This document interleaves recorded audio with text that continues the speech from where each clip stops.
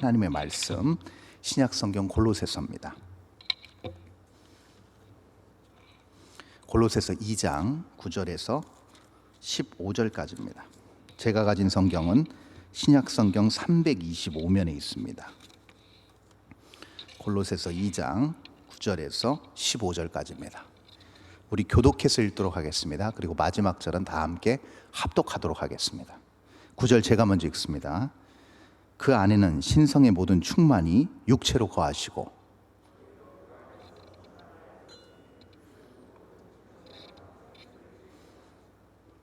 또 그 안에서 너희가 손으로 하지 아니한 할례를 받았으니 곧 육의 몸을 벗는 것이요 그리스도의 할례니라.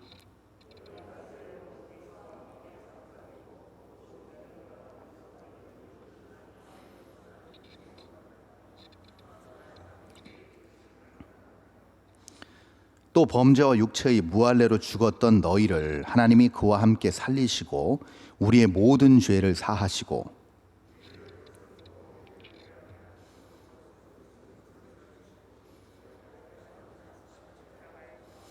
다 함께 읽습니다.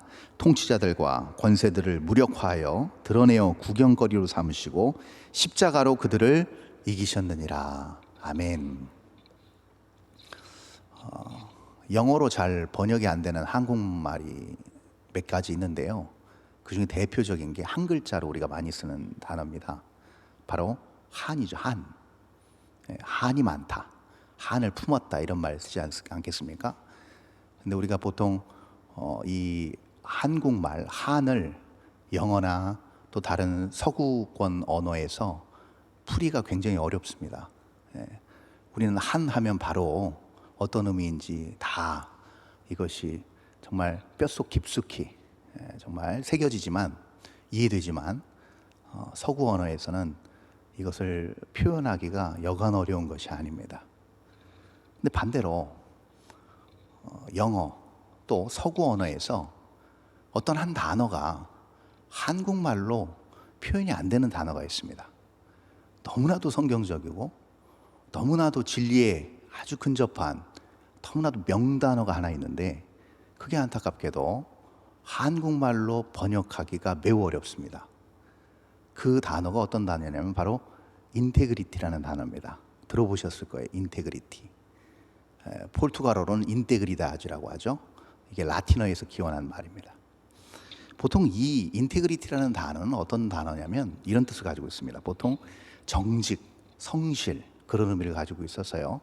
외국 기업에서는 이 단어를 너무나도 귀중하고 소중하게 여긴 나머지 어떤 회사에서는 인테그리티 상을 주기도 합니다.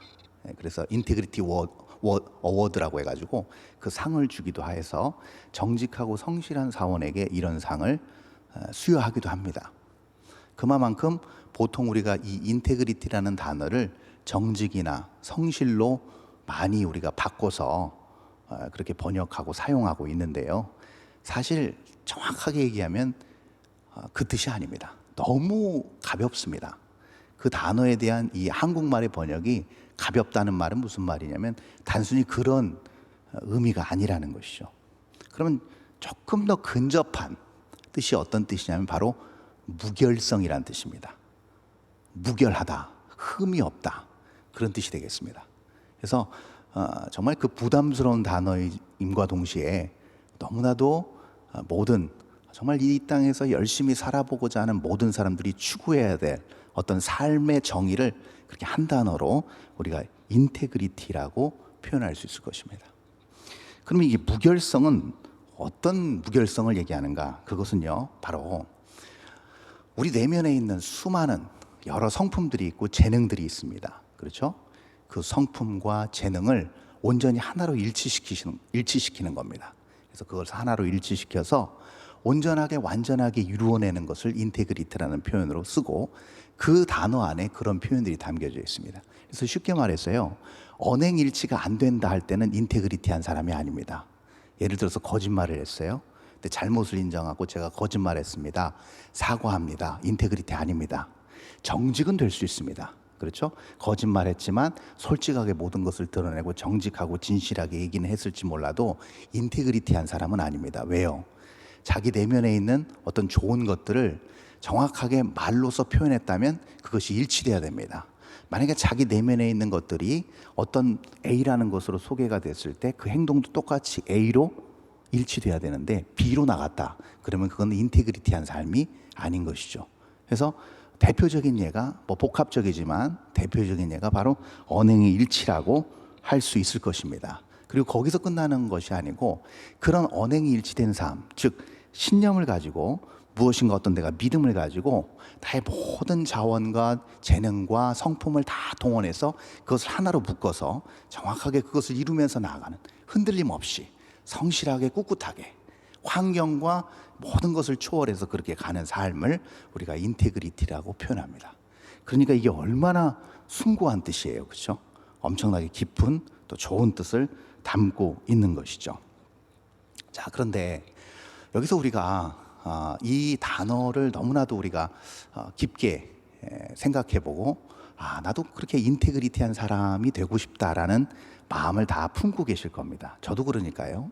그리고 우리가 신앙생활 하는 이유 중에 하나도 결국은 그런 거 아니겠습니까? 하나님의 의와 하나님의 뜻을 위해서 하나님이 주신 은사를 가지고 하나님이 허락하신 환경 안에서 모든 것을 일관성 있게 성실하게 끌고 나가는 것, 그렇게 묵묵히 순종하며 나가는 삶이 결국은 모든 그리스도인의 공동된 목표 아니겠습니까? 그런 삶을 사는 것인데, 문제는 그러한 삶을 삶에 있어서 여간 그것이 어려운 게 아니라는 거죠. 굉장히 힘듭니다. 그것을 이루기 위해서는 많은 것들을 우리가 희생해야 되고요, 많은 우리 삶의 변화가 있어야 됩니다.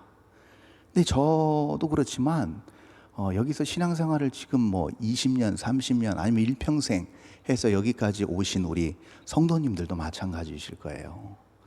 말씀을 그렇게 읽고 예배를 그렇게 많이 드리고 기도를 그렇게 많이 해도 누가 몇 마디 했을 때 그게 그렇게 섭섭하고, 어떤 상황적으로 그렇잖아요. 이쪽 뺨 맞으면 저쪽 뺨 돌려대라는 그 예수님의 말씀을 분명히 알매도 불구하고, 원수를 내 몸과 같이 사랑하라는 그 말씀을 알매도 불구하고 조금만 내가 피해를 입고 조금만 내가 공격을 당하면 피할 수 없는 넘기지 못하는 그 분노, 짜증, 이런 것들이 내 내면 깊은 곳에서 솟구쳐 오르는 것을 절제하지 못하는 우리의 부족함을 우리가 보게 된다는 겁니다.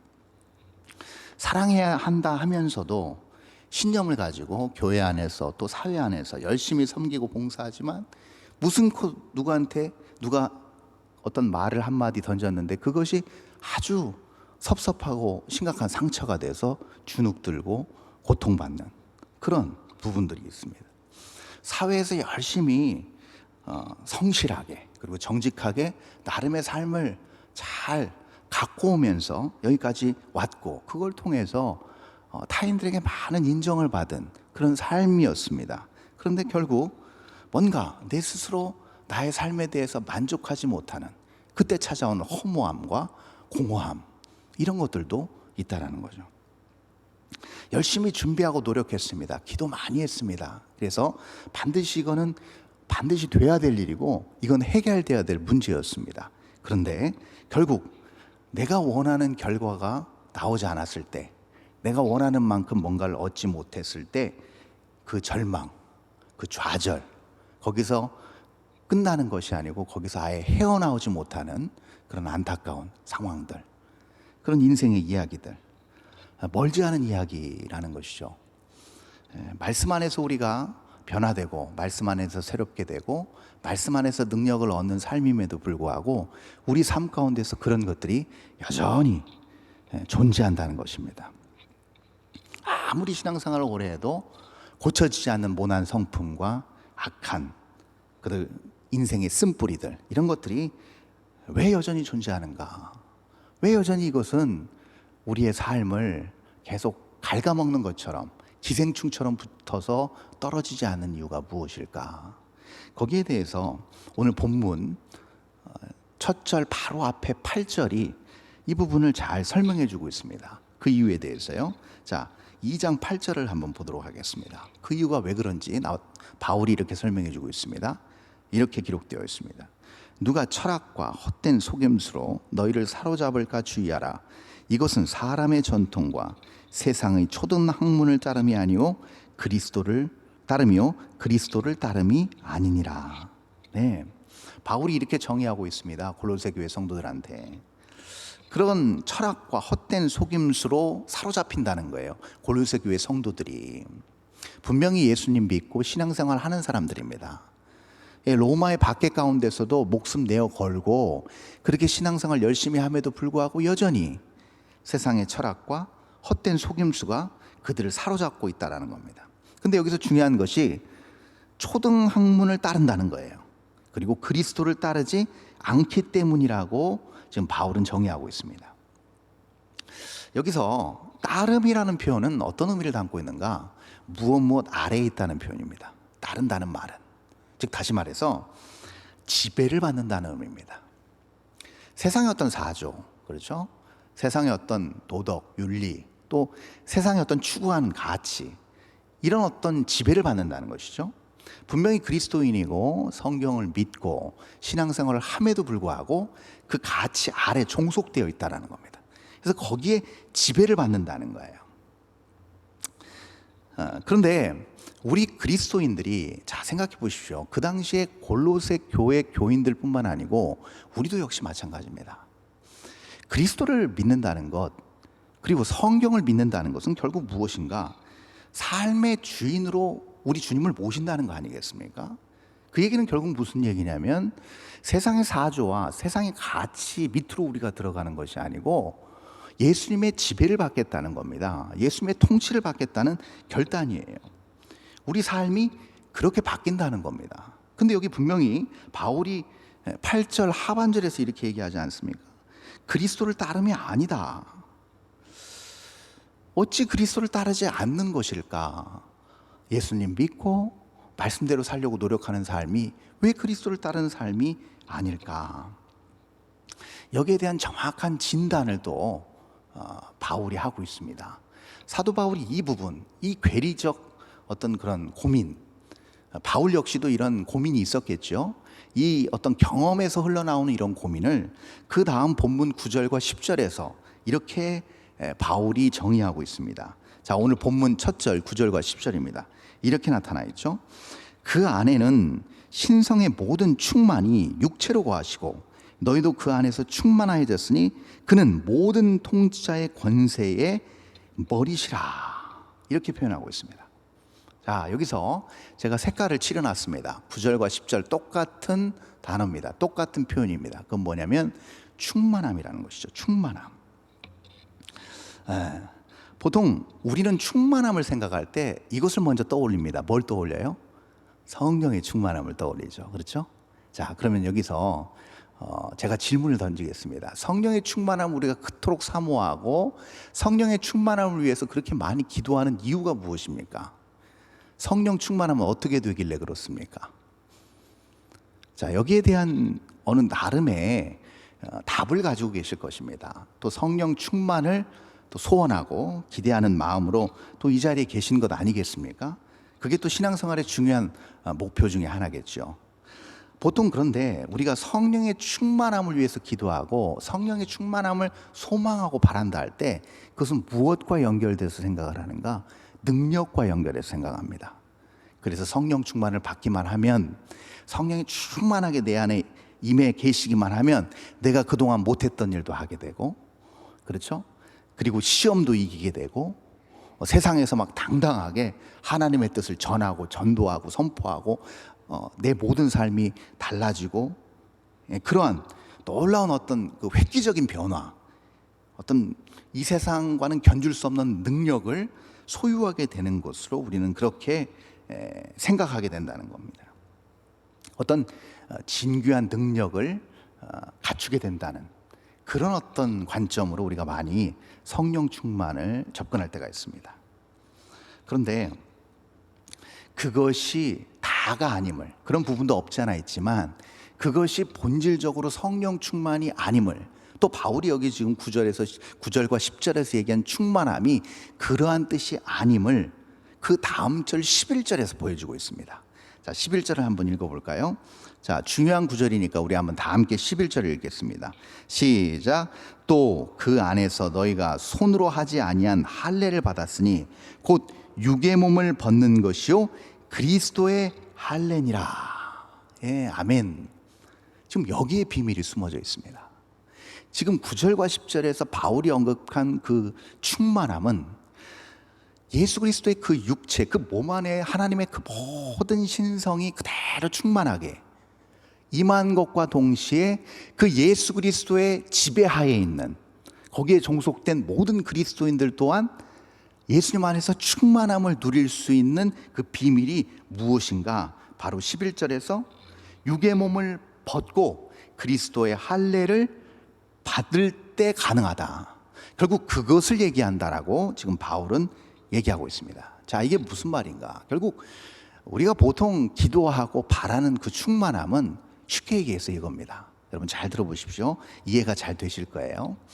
지금 그 살고 계신 아파트가 됐든 뭐 일반 주택이 됐든 그 거주하시는 우리 성도님들 거주하시는 곳에 나름 그 잡동사니를 넣어놓는 창고나 붙박이장들이 있으실 거예요. 그렇죠?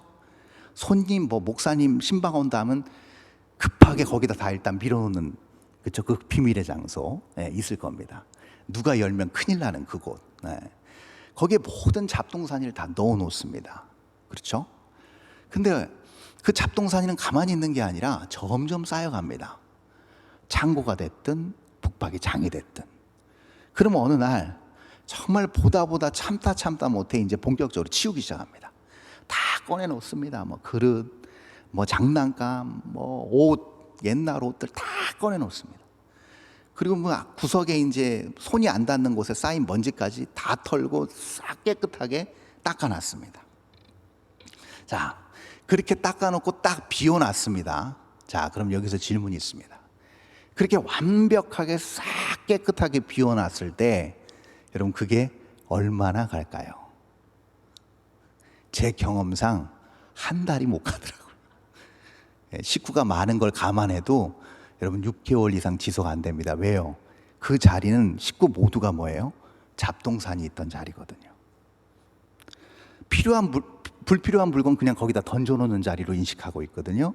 그러니까 다 거기다 집어넣습니다. 그러면 한 달이 무색하게 다시 그 자리에 그대로, 아니면 더 심하게 모든 잡동사니가 쌓여 있는 것을 경험합니다. 이것을 우리 예수님께서 이렇게 설명하십니다. 누가복음 11장 24절에서 26절입니다. 한번 볼까요? 이렇게 나타나 있습니다. 더러운 귀신이 사람에게서 나갔을 때에 물 없는 곳으로 다니며 쉬기를 구하되 얻지 못하고 이에 이르되 내가 나온 내 집으로 돌아가리라 하고 가서 보니 그 집이 청소되고 수리되었거늘 이에 가서 저보다 더 악한 귀신 7을 데리고 들어가서 거하니 그 사람의 나중 형편이 전보다 더 심하게 되느니라. 이러한 표현을 우리 예수님께서 비유적으로 설명하신 겁니다. 이게 제가 지금 말씀드린 붙박이장 비유와 아주 유사한 내용입니다. 아무리 깨끗하게 치워졌어도 그 자리에 온갖 잡동사니가 있었던 곳이라고 한다면 다시 잡동사니로 더 예전보다 심하게 지저분해지고 더 어그러지고 더 엉망이 되는 것을 우리는 잘 알고 있습니다. 왜 그럴까요? 단 하나의 이유 때문에 그렇습니다. 그것은 왜 그러냐면요, 공중권세 잡은 자, 이 사탄의 세력의 어떤 그 사탄이 가지고 있는 어떤 성향과 이 사탄이 가지고 있는 능력과 또 하나님을 대적하는 사탄 나름의 어떤 역사 때문에 그렇습니다. 여러분, 우리의 마음이 무엇인가 벗겨지고 비워진다고 해서 언제나 정결함을 유지하는 것은 아닙니다. 이걸 조금 더 자세하게 말씀드리면, 내가 예수 그리스도를 인격적으로 만나서 예수 그리스도를 나의 구주로 영접해서 나의 삶이 죄인된 삶에서 이제 의인의 삶으로, 사망에서 생명으로 옮긴 거듭난 삶을 산다고 해서 우리의 마음 전체가 이렇게 온전히 정결함과 깨끗함으로 계속 유지되지 않는다는 겁니다. 왜 그럴까요? 바울이 언급한 그대로입니다. 에베소서 2장 2절에서 언급한 대로 세상 풍조를 쫓는 그 상태에 너희들이 있었다. 왜? 공중권세 잡은 자 밑에 너희들이 있었기 때문이다. 거기에 속한 자였기 때문이다. 여기서의 공중은요, 여러분, 하늘을 얘기하는 게 아닙니다. 여기서의 공중은 공기를 의미합니다. 여러분, 공기가 어때요? 자, 제가 여기 물이 있습니다. 근데 제가 물을 마신 만큼, 이 부피가 빠져나가는 만큼 뭐가 들어갈까요? 반드시 공기가 들어갑니다. 그렇죠? 우리 눈엔 보이지 않지만 물 부피가 주는 그 자리에 그대로 공기는 조금도 지체하지 않고 바로 채워집니다. 이런 맥락이라는 것이죠. 공중의 권세를 잡았다는 것은 결국 무엇인가? 조금이라도 우리의 마음 가운데 빈틈이 있으면 공기처럼 파고든다는 얘기입니다. 그리고 어느샌가 자리 잡는다는 것이죠. 그것이 사탄의 습성이자 사탄의 능력입니다. 그것을 우리 예수님께서 누가복음 11장에서 이 비유를 통해서 언급하고 계시는 거죠. 그럼 거기서 사탄이 그 빈틈을 공기처럼 밀고 들어와서 자리 잡아서 하는 것은 무엇인가? 바울이 언급한 내용과 일치합니다. 그것은 우리의 삶을 주장하려 합니다. 우리를 자기 아래에 놓으려고 합니다. 그리고 우리를 지배하려 한다는 것이죠. 그러다 보니 여전히 상황적으로 내가 맞지 않을 때, 또 내가 분명히 이것은 참아 넘겨야 되는데 그러지 못하는 것, 우리의 어떤, 제가 서두에 말씀드린 그 모든 내가 원하지 않았던 많은 일들, 그것을 하게 된다는 것입니다. 자, 그렇다면 자, 여기서 다시 북박이장으로 돌아가겠습니다. 북박이장을 깨끗하게 해놓고 다시 그 북박이장이 온전히 회복되게 하기 위해선 뭐가 필요할까요? 깨끗하게 비워놓는 걸로 지금 답이 안 나왔습니다. 그걸로 해결이 안 되는 건 지금 다 공감하십니다. 그럼 어떻게 해야 북박이장을 깨끗하게 사용할 수 있을까요? 단 하나가 있습니다. 그 북박이장 안에 질서와 기준을 두면 됩니다. 그래서 밑에 여기 놓는 그 장소마다 쓰면 됩니다. 여기는 그릇 놓는 장소, 여기는 장난감 놓는 장소, 여기서 옷을 거는 장소. 그래서 다 치우고 나서 깨끗하게 한 다음에 그릇을 아주 정갈하게 쌓아 놓습니다. 옷을 예쁘게 달여서 걸어 놓습니다. 장난감을 잘 정리해서 장난감 놓는 곳에 넣어둡니다. 그러면 어떻게 될까요? 단언컨대 그곳은 더 이상 어지러지지 않습니다. 왜요? 애들이 딱 와서 문을 여는 순간 뭐가 붙어 있거든요. 장난감 놓는 자리, 그리고 그릇 놓는 자리. 그러니까 더 이상 그릇 놓는 자리에 장난감 못 놓습니다. 그리고 그 북박이장 문 닫으면 뭐가 써 있어요? 이것을 어길 시에는 용돈이 일주일 동안 없다. 이렇게 딱 경고문 붙어 있습니다. 그럼 어떻게 되는가? 유지됩니다. 질서와 기준이 그 안에 들어가는 순간 정결하게, 온전하게 유지되는 겁니다. 이것이 매우 중요합니다. 그래서 시편 23편, 우리가 너무 좋아하는 시편입니다. 주는 나의 목자시니, 그렇죠?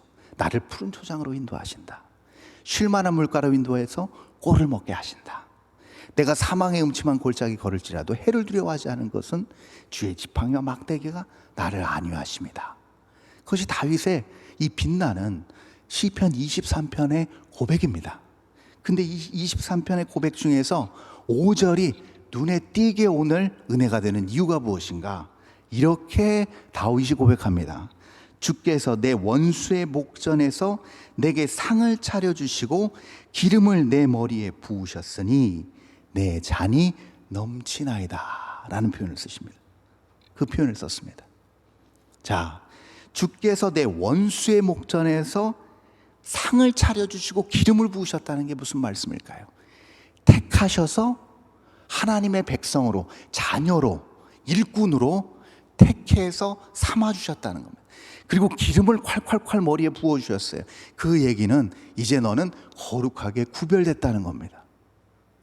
너는 그 전에 공중권세 잡은 자 밑에 살았을지라도 이젠 아니야. 이젠 내가 너를 구별하여 불렀어. 너는 이제 내 자녀야, 내 백성이야, 내 일꾼이야. 이렇게 구별해 놓으신 겁니다. 그걸 깨달은 다윗이 뭐라고 고백할 수밖에 없는가? 내 잔이 넘친다고 고백한 겁니다. 결국 우리 안에 조금이라도 빈틈이 생기고 공허함이 있다고 했을 때 그것을 채워넣는 방법은 무엇인가? 다른 방법이 없습니다.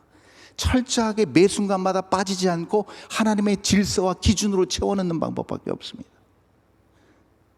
그렇지 않겠습니까?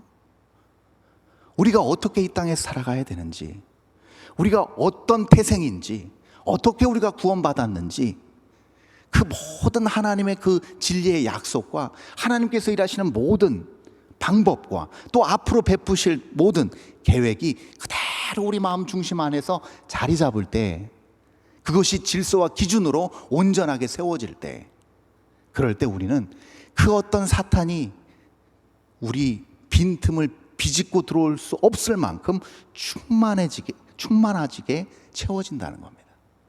이것을 다윗은 내 잔이 넘친다고 표현한 것이죠.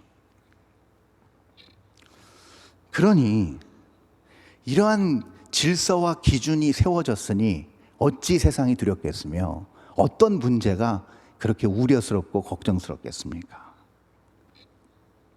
근데 문제는 이렇게 충만하게 다윗이 고백한 것처럼 내 잔이 넘친다고 고백을 못하는 것이 우리 안타까운 현실일 때가 종종 있다라는 겁니다. 그렇다면 우리에게 지금 주어진 숙제가 있습니다. 그 숙제는 무엇인가? 어떻게 하면 이런 하나님의 질서와 기준을 내 심령과 내 삶 속에서 그대로 견고하게 유지할 수가 있을까? 여기에 대한 숙제를 우리는 풀어야 됩니다. 그것이 바로 그 다음 절인 12절에 나타나 있습니다. 우리 한번 12절 한번 보겠습니다. 이렇게 나타나 있습니다. 너희가 세례로 그리스도와 함께 장사되고 또 죽은 자들 가운데서 그를 일으키신 하나님의 역사를 믿음으로 말미암아 그 안에서 함께 일으키심을 받았느니라. 이렇게 바울이 쓰고 있습니다. 자, 이것을 유지할 수 있는 방법이 무엇인가? 하나님의 역사를 믿음으로 말미암아, 중요한 표현, 그 안에서 함께 일으킴을 받는다는 겁니다. 이게 아주 중요한 표현입니다. 여러분, 여기서 또 하나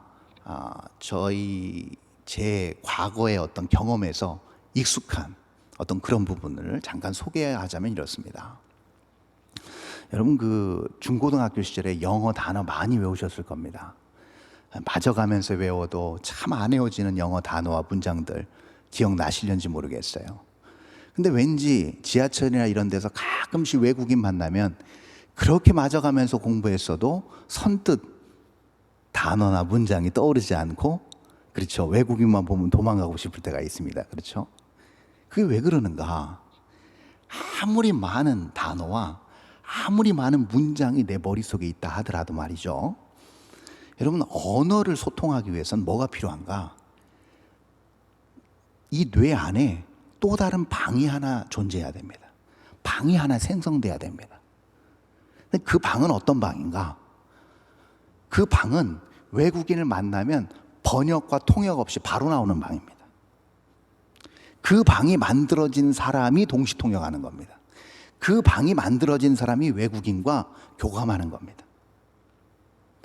그럼 왜 언어가 안 되는 이유가 무엇인가? 많은 단어와 많은 문장을 알아도, 왜냐하면 외국어가 들려질 때, 그게 귀를 타고 들어왔을 때 계속 한국어 방으로 들어갑니다. 그럼 한국어 방으로 들어가면 이제 쭉 나열합니다. 주어, 동사, 목적어 나열해가지고 이제 막 생각을 하는 거죠. 무슨 말부터 먼저 나가야지 이러면서. 그러면 시간 다 지나갑니다. 그럼 어느새 말 띄려고 하면 외국인은 등 돌아서 갑니다. 못 기다리고. 그거는 외국어를 하는 게 아니라는 거죠. 즉 다시 말해서 모든 것을 내 방식대로 해석하고 내 방식대로 번역해서 풀어내는 것은, 여러분, 그것은 온전한 질서가 아니라는 겁니다. 또 하나의 방이 생겼다는 건 결국 무슨 말인가? 언어를 많이 한다는 게 아닙니다. 즉 문화의 방이 생긴 겁니다. 언어는 문화입니다. 그래서 1.5세라든지 외국 생활을 오래 한 친구들 보면 외국인과 대화할 때 외국어만 하는 게 아닙니다. 제스처가 달라집니다.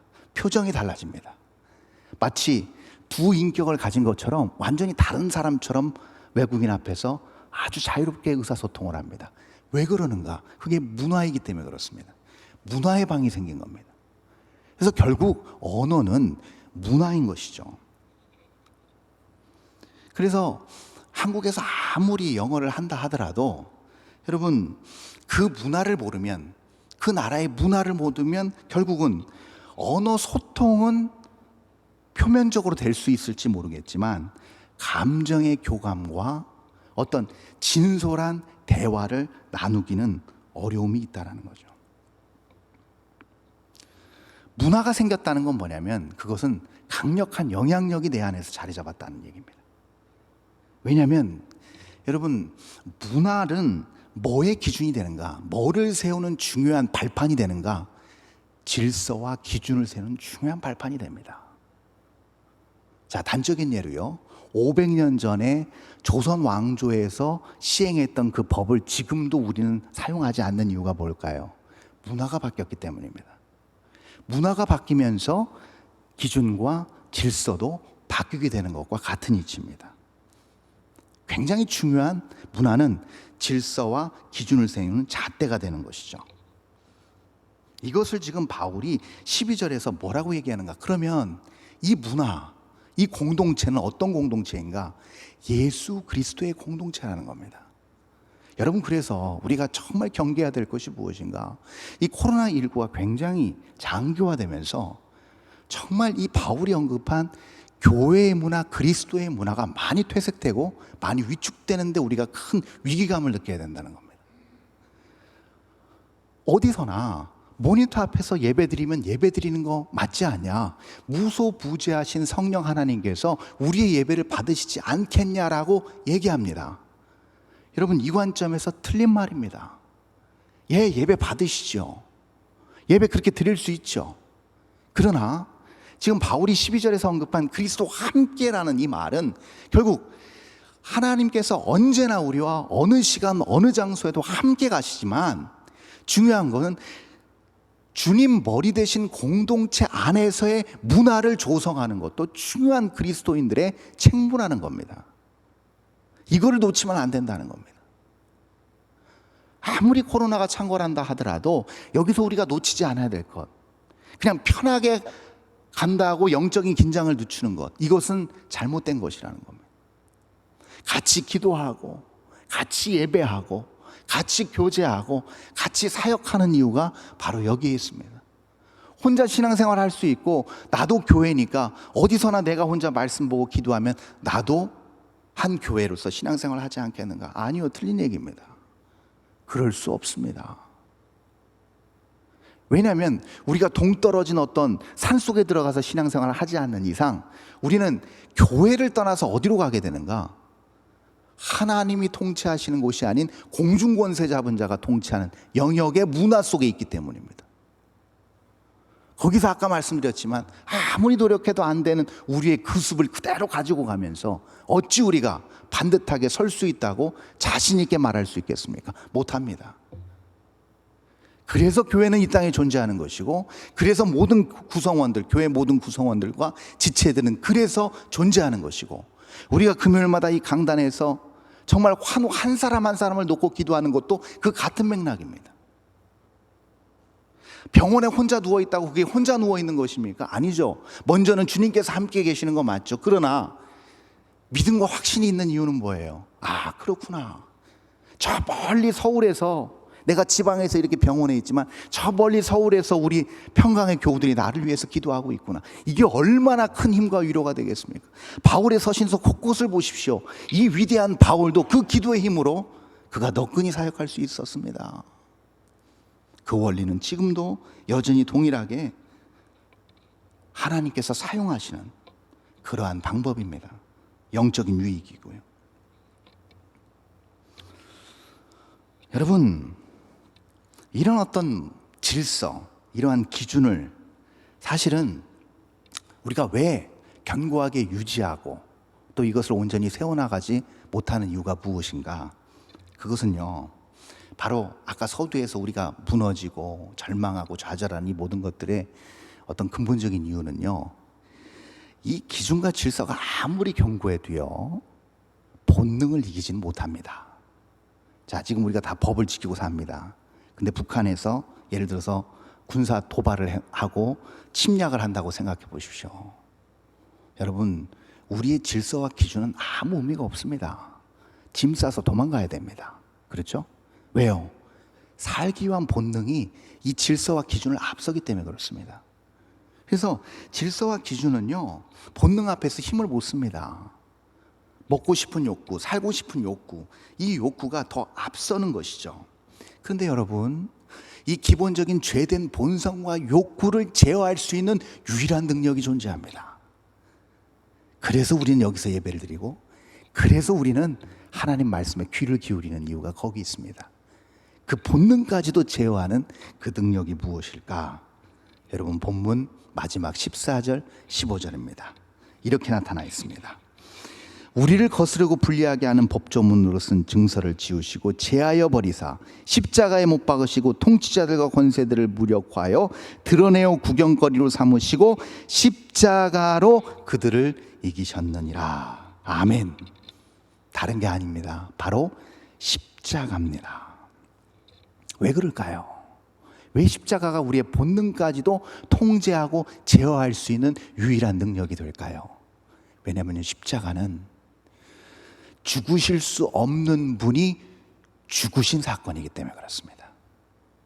그것도 자신의 죄 때문이 아닌 무력하고 나약한 죄인들을 살리기 위해서 죽으실 수 없는 분이 자발적으로 죽으셨기 때문에 본능을 제어하는 겁니다.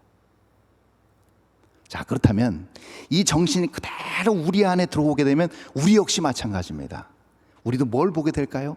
어떻게 우리의 본능을 제어하게 될까요? 다른 거 아닙니다.